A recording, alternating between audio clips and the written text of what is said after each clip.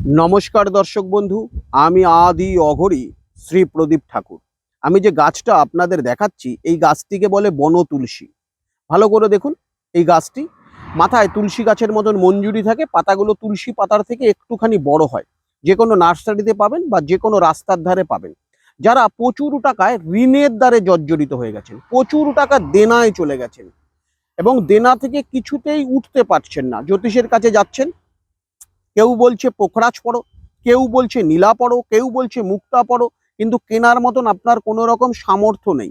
এই রকম একটি বন তুলসী গাছের শেকড়, এই রকম একটি বন তুলসী গাছের শেকড় যদি আপনি এটিকে যে কোনো সোমবার দিন এটিকে তুলে এই শিকড়টি দুধ দিয়ে ধুয়ে নেবেন, শোধন করে নেবেন, কাঁচা দুধ দিয়ে শোধন করে সাদা সুতো দিয়ে আপনার ডান হাতে বেঁধে রাখুন এবং 7 দিন পর পর পারলে এটাকে চেঞ্জ করবেন।